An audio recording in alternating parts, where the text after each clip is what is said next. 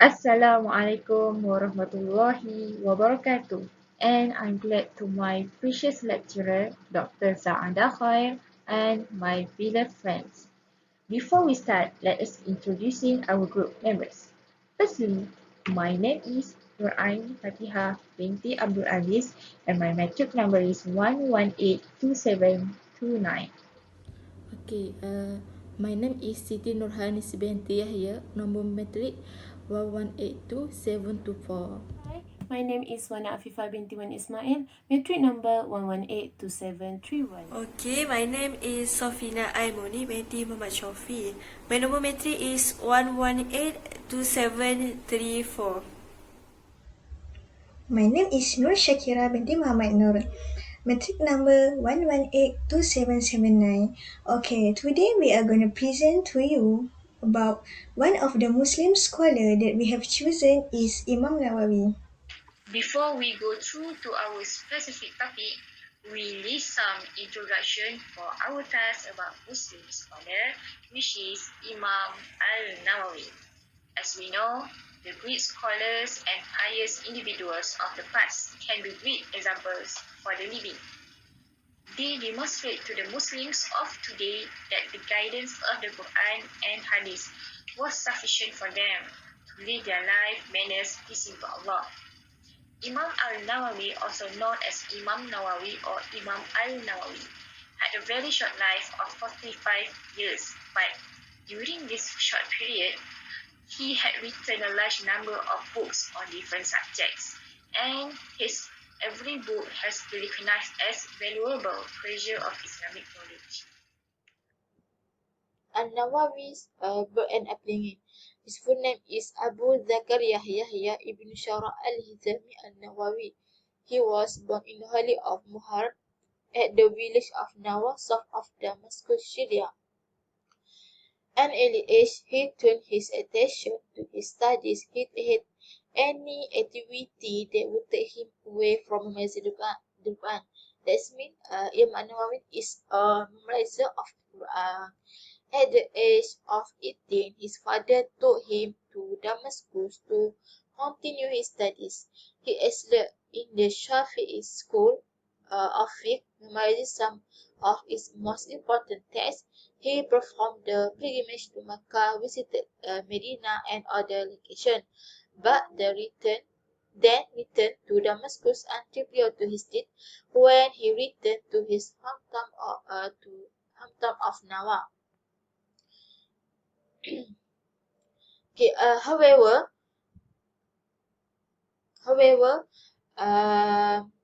his father did have a reputation for being very pious and God-fearing. His father had a garden in which he would grow food for his family, and also An-Nawawi did not come from a well-known family. There is very little mention, if any, of his grandfather, father, and other relatives. This is map I already highlight where the Nawa located, which is at Damascus, Syria. This is the birthplace of Iman al-Nawawi. His pursuit of knowledge. An-Nawawi first studied at the Saramiyah school in Damascus. This is where his father left him. After that, he continued his studies at the Rawahiyah school in Damascus. At one point in time, he was attending 12 lectures a day on essential topics including Arabic language, Hadith, fiqh, and Islamic legal theory. Okay, and the age of 24, he began teaching at the Ashrafiyah school. His reputation and excellence as a scholar began to be recognized by the scholar and inhabitant of Damascus. And Al-Qud al-Yawmini said about him, he would not waste any moment of the day or night but he would spend is busy with attaining knowledge, even when he walking and in the street. He will be busy going over what he had remembered and reviewing his notes. Okay, and Iman al-Nawawi also he will not sleep except when sleep would overtake him. So next, his authority. He would not eat anything except some cake and olive that his father would send him from time to time from Nawan to Damascus. Okay, that money he did receive, he would spend on books that were he left as endowments after him. However, after that time, he refused to accept any money whatsoever for his service, and he would only eat once a day after the last obligatory prayer of the day, and he would only drink once a day before dawn. When he drink, he would drink a cool water out of fear that it may make him drowsy. Okay, so next, I will continue about the biography of Imam Nawawi. It's about the teachers and students. Imam Nawawi learned from more than 20 teachers and in different fields. His scholar in the field of jurisprudence in fiqh. It was Ishaq Ibn Ahmad Ibn Uthman al-Maghrabi, Abdul Rahman Ibn Nuh Ibn Muhammad al-Maqdisi. Beside that, his scholar in the field of hadith, it was Abdul Rahman Ibn Salim Ibn Yahya al-Ambari and Abdul Aziz Ibn Muhammad Ibn Abdul Muhsin al-Ansari. And after that, his scholar in the science of grammar and language, it was al-Sheikh Ahmad ibn Salim al-Misri and al-Iz al-Malaki. After that,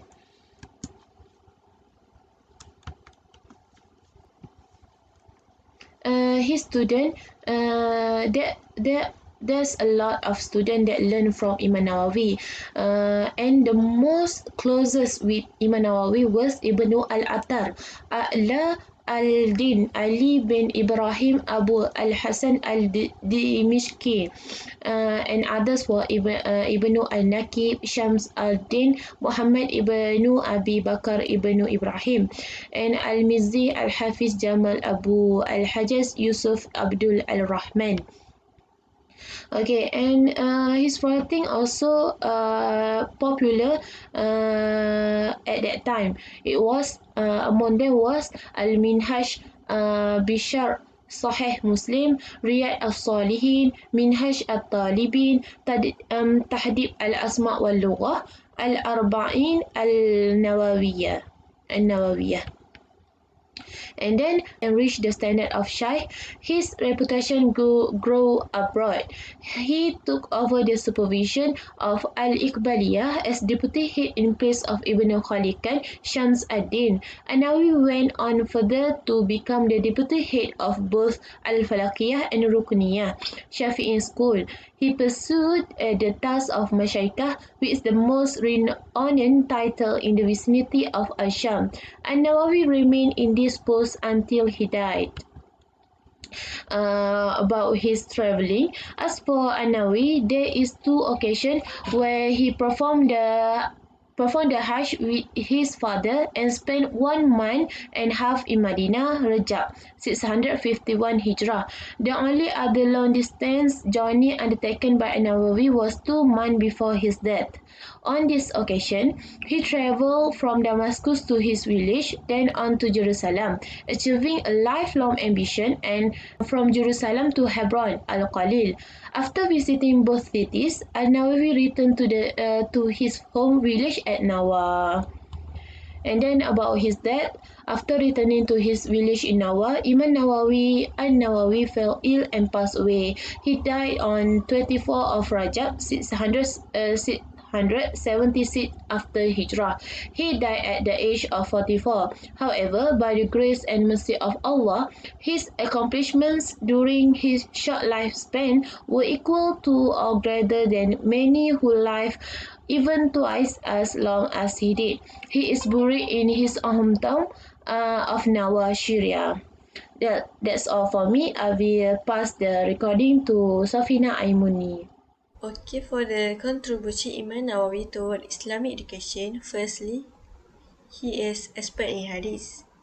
He became Muslim scholar that are very special among scholars in the middle age of Islam because he is very expert in hadith. He could be comparable with muhaddisun such as Al-Hakim and Ibn Salah, At-Tirmizi, Abu Dawud and others. He also explained the sources of hadith and degree of hadith in terms of its quality is word in the field of it. Most of the previous scholars did not explain clearly whether the hadith sahih or da'if. This discussion happened until came Imam Nawawi where he discussed and explained the sources of hadith, whether the hadith sahih or da'if. Among the famous word Imam Nawawi in hadith, there are many actually, but I'm going to talk about these three books. Firstly, At-Taqrib, At-Taisil, Al-Hadith, Al-Barshi, and Nazir. This book is contain of several types of ulum al-hadith. At the middle is Riyad al-Salihin, and the third one is Arba'in al-Nawawiyah. Okay, and firstly I'm going to talk about At-Taqrib.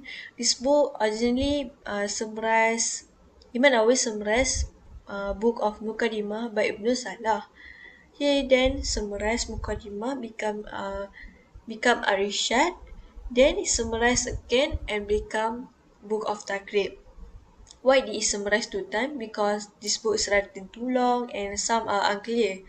This book is meant to extract the interest of many people that learn about ulum al-hadith and become invaluable contribution to the development in ulum al-hadith. Second, book Riyad al-Salihin. This book is the collection of hadiths about ethics, manner, conduct popular in the Muslim world. It was an effort to derive knowledge related to spiritual education from Hadith Prophet Muhammad SAW toward our Muslim. It is one of the greatest books of hadith and frequently read by Muslims for the knowledge of hadith. It was contain 2,000 authentic hadiths, 372 chapters and 90 sections covering as a good manner, ethics of sleeping, eating and etc. This book is written 6 years before Imam Nawawi passed away. Then next, about 40 hadiths. This book is known as Arba'in al-Nawawiyah. There are 42 hadiths sahih that been collected by al-Nawawi about Tqa8 religion. Originally, Ibn Salah collected about 26 hadiths and Imam Nawawi added 16 hadiths, then become the book of 40 hadiths.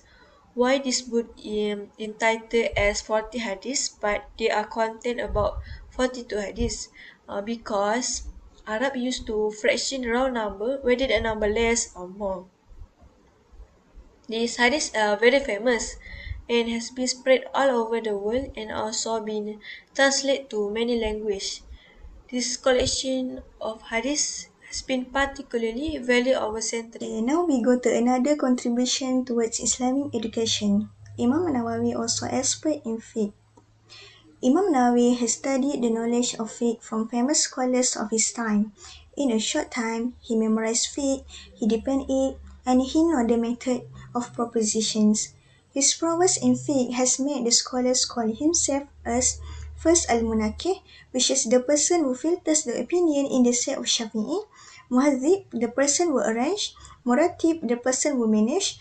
With his greatness in the field of fiqh, he has received a lot of praise from the scholars to him in the field of fiqh. Among the compliments are, Imam Ibn Kathir said about him, Shaykhul Mazhab wa Kabirul Fuqaha fi zamanuhu. Imam Az-Zahabi also said about him, Kana ra'san fi ma'rifatul mazhab. Therefore, Imam Nawawi is considered as a defender in the sect of Shafi'i. In a short time, he was known as a scholar who mastered the problem of the sick in his time, very knowledgeable in the opinion of the scholars, and most qualified to be Muharrir al-Mazhab. Imam Nawawi also published many of his work in the field of fiqh, such as Kitab Majmu'. Kitab Majmu' is one book by Imam Nawawi, which is Syarah al-Muhazzab, which consists of several problems, among others involving worship, muamalah, munakahat, jinayah, and problems related to ubudiyah. Secondly, Kitab Raudah al-Talibin, which consists of several discussions, namely those concerning worship, muamalah, munakahat, and others. Then, Kitab Minhaj al-Talibin by Imam Nawawi, which is summary of the book Al-Muharrar by Al-Imam Abu Al-Qasim Abdul Karim Al-Rafi'i. In conclusion, the research of the biography and works of past scholars would be able to demonstrate the authority of the figures' experience and personality is streamlining and improving the fundamental knowledge of Islam.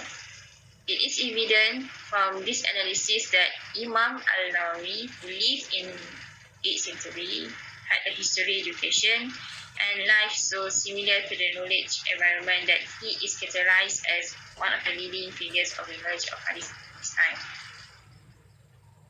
As my predictable that one day we will be a figures, so we should learn and develop the knowledge where it can be turned for us to find something valuable for the sake of the young generation.